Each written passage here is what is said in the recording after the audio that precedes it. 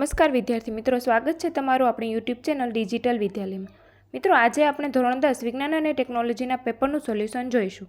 તો ચાલો શરૂ કરીએ। વિભાગ એ, પ્રશ્ન 1। એક દ્રાવણ ભૂરા લિટમસને લાલ બનાવે છે, તેની pH લગભગ ખાલી જગ્યા હશે, તો તેનો જવાબ છે એ 3।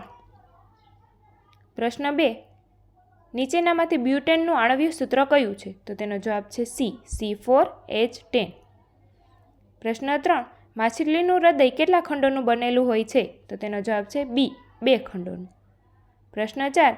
માનવ આંખ પોતાના આ ભાગ પર પ્રતિબિંબ રચે છે, તો તે ભાગ કયો છે? ડી, નેત્રપટલ। પ્રશ્ન 5। નીચેનામાંથી કયું પદ પરિપથમાં વિદ્યુત પાવર દર્શાવતું નથી? તો તેનો જવાબ છે બી, VI। પ્રશ્ન 6। અરીસાની સામે ગમે ત્યાં ઊભા રહો છતાં તમારું પ્રતિબિંબ ચતું મળે છે, તો આ અરીસો ખાલી જગ્યા હશે, તો તેનો જવાબ છે બી, સમતલ અથવા બહિર્ગોળ। પ્રશ્ન 7। બ્યુટેનોન 4 કાર્બન ધરાવતું સંયોજન છે, જેમાં ક્રિયાશીલ સમૂહ ખાલી જગ્યા છે, તો તેનો જવાબ છે કીટોન। પ્રશ્ન 8। 1 કિલોવોટ હવર બરાબર ખાલી જગ્યા જૂલ, તો તેનો જવાબ છે 3.6 × 10⁶। પ્રશ્ન 9। અન્નવાહક પેશી દ્વારા પ્રકાશ સંશ્લેષણની દ્રાવ્ય નિપજોનું વહન ખાલી જગ્યા કહેવાય છે, તો તેનો જવાબ છે સ્થળાંતર। પ્રશ્ન 10। પિતૃઓના લક્ષણો ખાલી જગ્યામાંથી પ્રાપ્ત થઈ સંતતિમાં ઉતરી આવે છે, તેનો જવાબ છે જનીન। પ્રશ્ન 11। એક ગોળીય અરીસાની વક્રતા ત્રિજ્યા 40 સેન્ટીમીટર છે, તેની કેન્દ્ર લંબાઈ ખાલી જગ્યા સેન્ટીમીટર થશે, તો તેનો જવાબ છે 20। સૂત્ર છે F = R/2, એટલે 40/2 = 20। પ્રશ્ન 12। કોપર અને ઝીંકની મિશ્ર ધાતુ ખાલી જગ્યા છે, તો તેનો જવાબ છે પિત્તળ। નીચે આપેલા વિધાનો સાચા છે કે ખોટા તે લખો। 13મો પ્રશ્ન છે। આયોડિન અધાતુ છે પરંતુ તે ચમકદાર છે, તે વિધાન ખરું છે।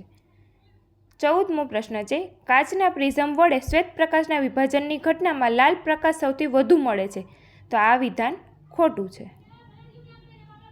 15મો પ્રશ્ન છે। જે બાળકને પોતાના પિતા તરફથી Y રંગસૂત્ર વારસામાં પ્રાપ્ત થશે તે છોકરો બને છે, તો આ વિધાન ખરું છે। પ્રશ્ન 16। પ્રબળ એસિડ અને નિર્બળ બેઝના એસિડિક ક્ષારના pHનું મૂલ્ય 7 થી વધુ હોય છે, તો આ વિધાન ખોટું છે।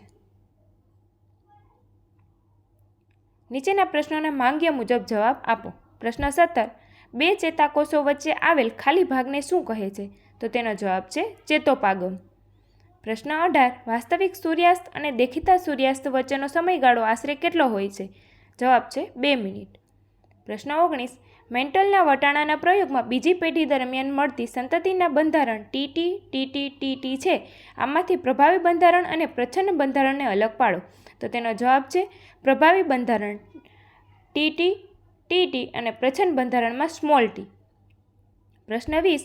વિદ્યુત સ્થિતિમાનનો તફાવત માપવા કયું ઉપકરણ વપરાય છે? તો તેનો જવાબ છે વોલ્ટોમીટર।